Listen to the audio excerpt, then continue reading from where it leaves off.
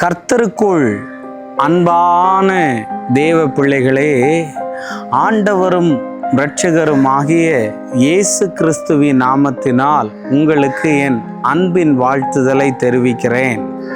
இந்த arise for Christ ministry என்ற YouTube channel வாயிலாக உங்களை கண்டு சந்திப்பதில் நான் மிக்க மகிழ்ச்சி அடைகிறேன். நீங்கள் எல்லாரும் நல்லா இருப்பீங்கன்னு நான் நம்புகிறேன்.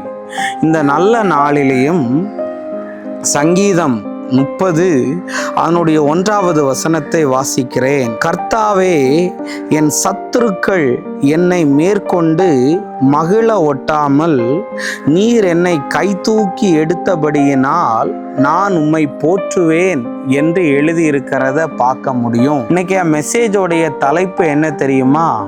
சத்துருவின் இஷ்டம் என்று பேச விரும்புகிறேன். இன்னைக்கு வேதவசனம் சொல்லுகிறது, என் சத்துருக்கள் என்னை மேற்கொண்டு மகிழ ஒட்டாமல் நீர் என்னை கைதூக்கி எடுத்தபடியினால் உம்மை போற்றுகிறேன் என்று சங்கீதக்காரன் சொல்லுகிறான். தேவ பிள்ளைகளே, இன்னைக்கு உங்களை பார்த்து நான் தீர்க்க தரிசனமாய் சொல்லுகிறேன், சத்ருவின் இஷ்டத்துக்கு கர்த்தர் உங்களை ஒப்பு கொடுக்கவே மாட்டார். தேவ பிள்ளைகளே, மறந்து விடக்கூடாது. அவன் உங்க வாழ்க்கையை டேமேஜ் பண்ணி தான் சந்தோஷமாகணும் அப்படின்னு நினைச்சா கர்த்தர் விடவே மாட்டார். சத்துருவின் இஷ்டத்துக்கு உன் கணவனை கர்த்தர் ஒப்பு கொடுக்க மாட்டார். சத்துருவின் இஷ்டத்துக்கு உன் மனைவியை ஒப்பு கொடுக்க மாட்டார்.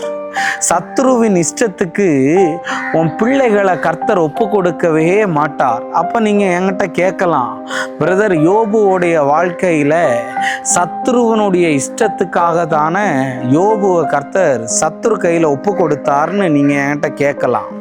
சத்துரு கையில் ஆண்டவர் ஒப்பு கொடுக்கலங்க. அந்த பிசாசு கொண்டு வருகிற எல்லா சோதனையையும் ஜெயிக்கக்கூடிய வல்லமை அந்த யோபுக்கு இருக்குதுன்னு சொல்லி காண்பிக்கிறதற்காகத்தான் அந்த சோதனைகள் எல்லாம் அவனுடைய வாழ்க்கையில வந்தது. பாருங்க, பிசாசு பிள்ளைகளின் மூலம் அவனுக்கு சோதனையை கொண்டு வந்தான். மனைவி மூலம் சோதனையை கொண்டு வந்தான்.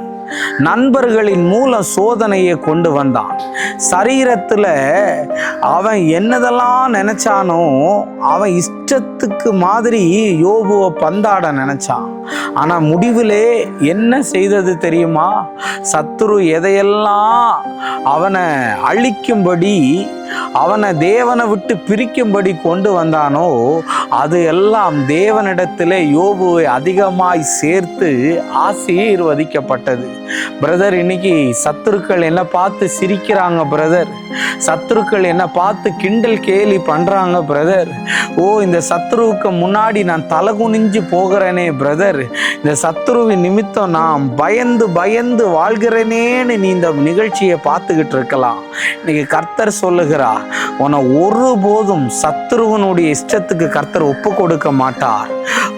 அவருடைய இஷ்டத்துக்கு தான் உன்னை ஒப்பு கொடுப்பாரே தவிர ஒருபோதும் பிசாசனுடைய இஷ்டத்துக்கு கர்த்தர் உன்னை ஒப்பு கொடுக்க மாட்டார். அப்படி ஏதாவது ஒரு காரியத்திலே பிசாசு உன்னை சோதிக்கிறவனா இருந்தால் நீ அவன் முன்னாடி தோற்று போகிறதற்கு தேவன் அதை அனுமதித்திருக்க மாட்டார். அவன் முன்னாடி நீ ஜெயிக்கிறதற்காக தான் தேவன் அதை அனுமதிச்சிருப்பார். இன்னைக்கு எல்லாரும் என்னை பார்த்து நக்கல் அடிக்கிறாங்க பிரதர், எல்லாரும் என்னை பார்த்து கேவலமா சிரிக்கிறாங்க பிரதர்னெல்லாம் சொல்றியா?